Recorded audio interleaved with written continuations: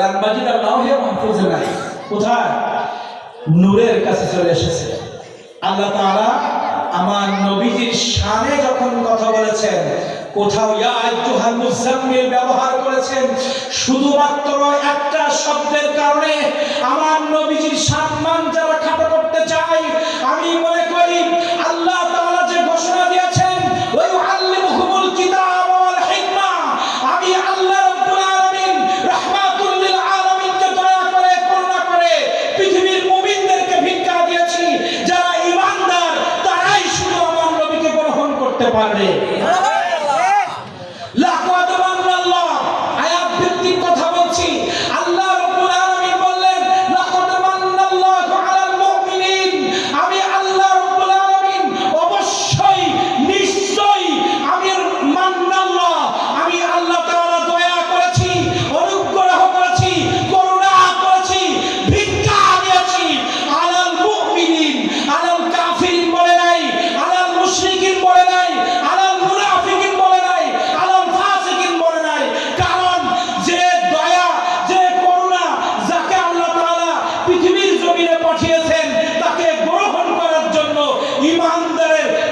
মজবুত না হলে সে গ্রহণ করতে পারবে না। আল্লাহ তাআলা বলছে আমার নবী আমার কাছে এমন প্রিয়, পৃথিবীর 40 থেকে 80 হাজার মাখলুকের মধ্যে আমার রাহমাতুল লিল আলামিন, আমি আল্লাহ আমার কাছে সবথেকে দামি। এই দামি জিনিস পৃথিবীতে যখন যাবে শুধুমাত্র আলাল মুমিনিন, যারা ঈমানদার, যারা পাক্কা ঈমানদার, তারা ছাড়া আমার নবীকে কেউ চিনতে পারবে না। আবু জেহেল উতবা সাইবা ছিল, চিনল না। মক্কার জমিনে আবু জেহেল উতবা সাইবা সবথেকে ওই সময়ের জ্ঞানী মানুষ।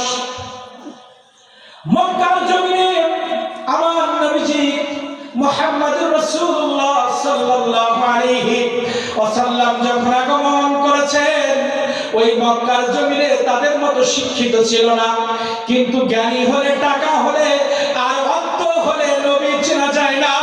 নবী চেনার জন্য একটা পবিত্র কলমের প্রয়োজন হয়। এজন্য দেখেন না, হেলিকপ্টারে চড়ে এসে, বিমানে চড়ে এসে, হাজার টাকার, লক্ষ টাকার ঘড়ি, হাজার হাজার টাকার পোশাক এবং লক্ষ টাকার চেয়ারে বসে কিভাবে কোটি কোটি টাকার সম্পদের মধ্যে থেকে এই সুন্দর চেয়ারে বসে মাহফিলের মধ্যে কি করে বলে নবীজি আমাদের মতো মানুষ। কারণ টাকা হলে, পজিশন হলে, চেহারা সুন্দর হলে আর ডিগ্রি হলে নবী চেনা যায় না। নবী চেনার জন্য পাক পবিত্র একটা আত্মা কলমের প্রয়োজন। এজন্য কোটি কোটি টাকার অর্থ সম্পদ পাওয়ার থাকার পরেও মক্কার জমিনে আবু জেহেল উতবা সাইবা তারা আমার নবীজিকে চিনল না। কিন্তু গরিব মানুষ, গরিব সাহাবীরা, যাদের বাড়ি ছিল না, গাড়ি ছিল না, ব্যবসা ছিল না, টাকা পয়সা ছিল না, সর্বপ্রথম গরিব সাহাবীরাই আমার নবীজিকে আহলান সাহলান মারহাবা মারহাবা বলে গ্রহণ করেছে। আগমন তোমার হয়েছে মক্কায়, আগমন তোমার হয়েছে মক্কায়, হিজরত করিয়া গেলে মদিনায়, মারহাবা মারহাবা ধ্বনি উঠিল, মারহাবা মারহাবা ধ্বনি উঠিল। সকল ঈদের সেরা ঈদ হলো পবিত্র ঈদে মিলাদুন নবী। সকল ঈদের সেরা ঈদ হলো পবিত্র ঈদে মিলাদুন নবী। সুবহানাল্লাহ। আস্তে বলেন, সুবহানাল্লাহ। আরো আস্তে, সুবহানাল্লাহ। আরো আস্তে বলেন, সুবহানাল্লাহ। আরো আস্তে বলেন, নারায়ে তাকবীর, নারায়ে তাকবীর, নারায়ে রিসালাত, রাহমাতুল লিল আলামিনের আগমন,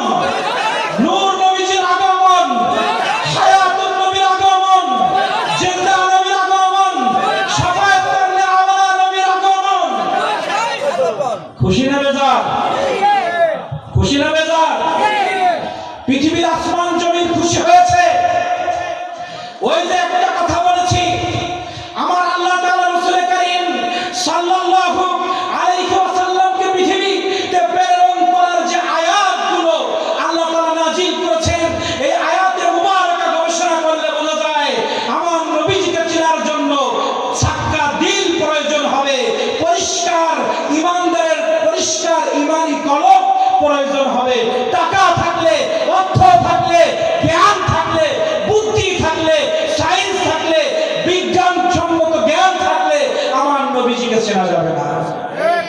তাই যদি চেনা যাইত, লক্ষ কোটি টাকার বাড়ি গাড়ি চড়ে যে নবী করিম সাল্লাল্লাহু আলাইহি ওয়াসাল্লামের দাড়ি মুবারক মুখে রাখার কারণে তোমাকে আমাকে মুক্তি বলছে, মুফাসসির বলছে, মুহাদ্দিস বলছে, যে নবী করিম সাল্লাল্লাহু আলাইহি ওয়াসাল্লামের প্রতিষ্ঠা করা মাদ্রাসায় পড়ার কারণে তোমাকে মুক্তি বলছে, রাসূল করিম সাল্লাল্লাহু আলাইহি ওয়াসাল্লামের প্রতিষ্ঠা করা মসজিদে ইমামতি করার জন্য তোমাকে ইমাম সাহেব বলছে, যে রাসূল করিম সাল্লাল্লাহু আলাইহি ওয়াসাল্লামের রেখে যাওয়া কোরআন মাজিদ স্টাডি করার জন্য তোমাকে মুফাসসির বলছে, রাসূল করিম সাল্লাল্লাহু আলাইহি ওয়াসাল্লামের রেখে যাওয়া হাদিস মুবারাকা স্টাডি করার জন্য তোমাকে মুহাদ্দিস বলছে।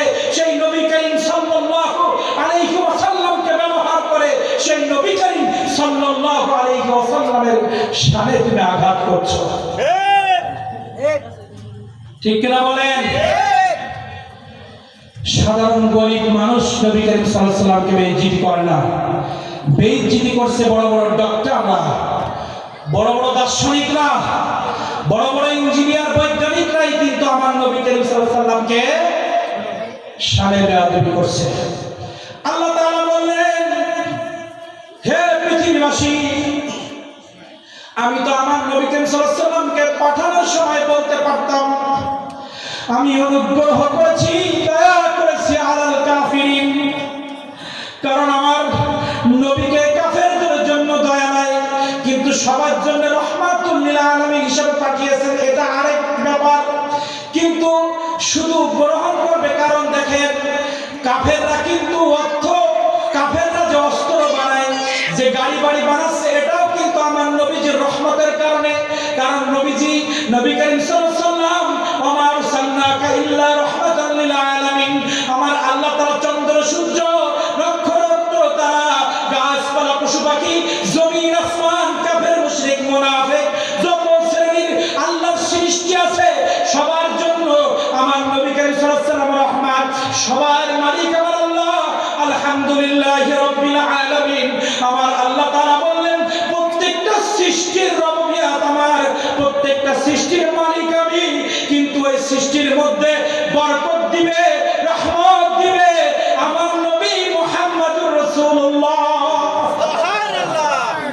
সাল্লাল্লাহু আলাইহি ওয়াসাল্লাম। এই রহমত সবার জন্য, কিন্তু এই রহমতটা গ্রহণ করতে পারবে শুধু ঈমানদাররা। এজন্য আল্লাহ তাআলা বললেন, লাকাদ মান্নাল্লাহ, আমি আল্লাহ করুণা করেছি, দয়া করেছি, মেহেরবানি করেছি। কেন মেহেরবানি করেছি জানো? আমি সামনে তোমাদেরকে খোলা বলতেছি কেন দয়া করেছি, কেন মেহেরবানি করেছি। যারা আমি আল্লাহ আমাকে বিশ্বাস করে, যারা আমাকে মেনে নিয়েছে, আমাকে একবার রব বলে ডেকেছে, আমাকে সৃষ্টিকর্তা বলে ডেকেছে, আমাকে আল্লাহ বলে ডেকেছে, এই ঈমানদারদেরকে আমি জান্নাত দিতে চাই। কিন্তু শয়তান আমার কাছ থেকে ওয়াদা নিয়েছে, সে কিয়ামত পর্যন্ত আমার জান্নাতি মানুষগুলোকে জাহান্নামে নিয়ে যাবে।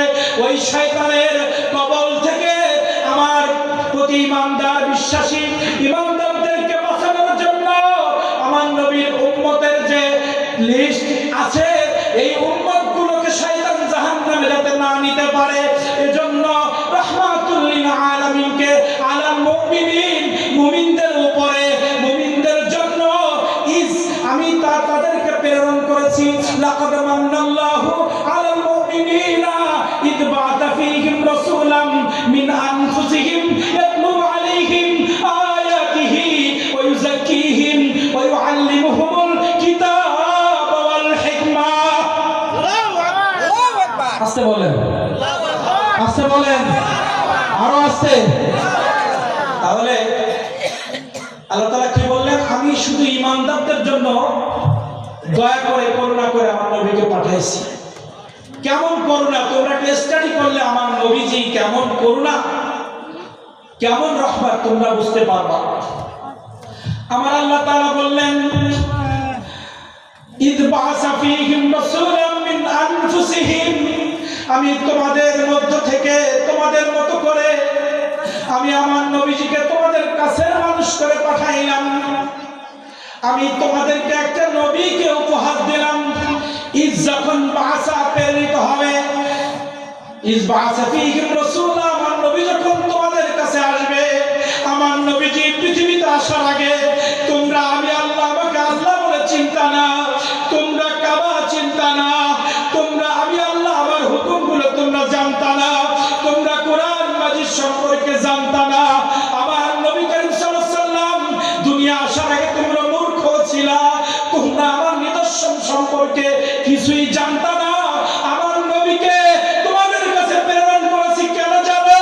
ইয়াতলু আলাইহিম, আমার নবীজি তোমাদের কাছে উপস্থাপন করবে, তোমাদের কাছে প্রেজেন্ট করবে, তোমাদেরকে জানিয়ে দিবে, তোমাদেরকে তেলাওয়াত করে শোনাবে, তোমাদেরকে পড়ে পড়ে শোনাবে আমি আল্লাহ কেন আসমান সৃষ্টি করেছি, আমি আল্লাহ কেন চাঁদ সৃষ্টি করেছি, আমি আল্লাহ কেন সূর্য সৃষ্টি করেছি, সূর্য সৃষ্টির মধ্যে হিকমত কি, চন্দ্রের সৃষ্টির পিছনে কি রহস্য রয়েছে হে পৃথিবীর মানুষ তোমরা জানো না। সূর্যকে আমি পৃথিবীর মানুষের জন্য কেন সৃষ্টি করেছি এই জ্ঞান তোমাদের নাই।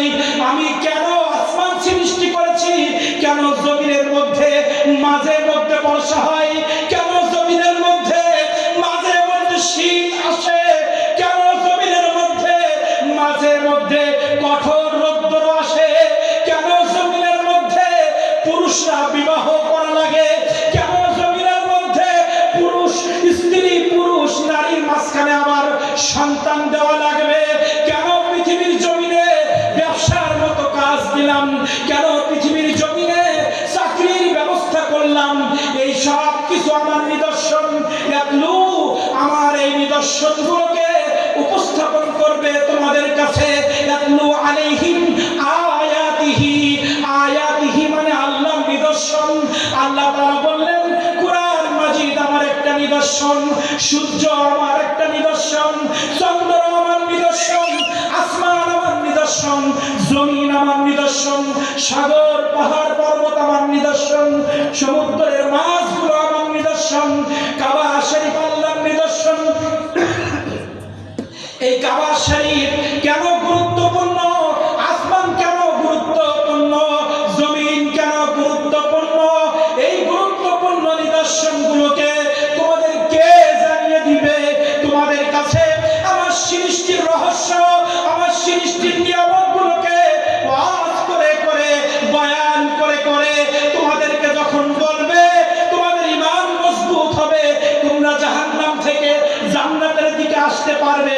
আর জান্নাতে আসার জন্য মসজিদ বানানো লাগবে, আমাকে সিজদা করা লাগবে, আমার কাবার সামনে উপস্থিত হওয়া লাগবে, আমার সৃষ্টিকে সেবা করা লাগবে, আত্মীয়তার সম্পর্ক রক্ষা করা লাগবে, বাবা মাকে খেদমত করা লাগবে, সন্তানকে আদর্শবান সন্তান হিসেবে গড়ে তুলতে হবে, পরিবারকে আদর্শ পরিবার হিসেবে গড়ে তুলতে হবে, সমাজকে আদর্শ সমাজ বানাতে হবে, রাষ্ট্রকে আদর্শ রাষ্ট্র বানাতে হবে।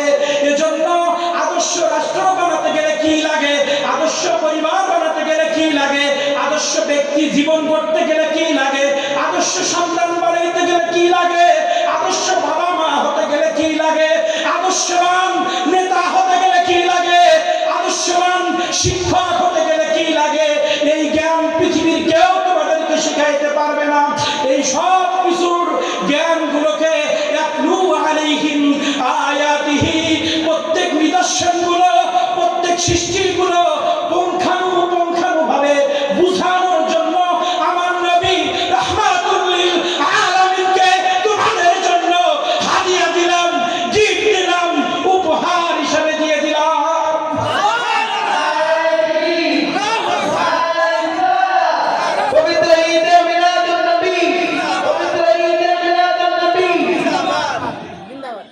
রাসূল করিম সাল্লাল্লাহু আলাইহি ওয়াসাল্লাম কেন এসেছেন বোঝাতে পারলাম? আল্লাহর নিদর্শন আমার নবী করিম সাল্লাল্লাহু আলাইহি ওয়াসাল্লাম যেভাবে সঠিক উপস্থাপন করেছেন, বিজ্ঞান সায়েন্স আমার নবী করিম সাল্লাল্লাহু আলাইহি ওয়াসাল্লাম যেভাবে প্রেজেন্ট করেছেন, সেই সায়েন্সগুলো গবেষণা করে আজকে ডাক্তাররা নবীজির সুন্নাত ভুলে গেছে। ডাক্তারের প্রত্যেকটা থিওরি বিজ্ঞান ভিত্তিক, চিকিৎসার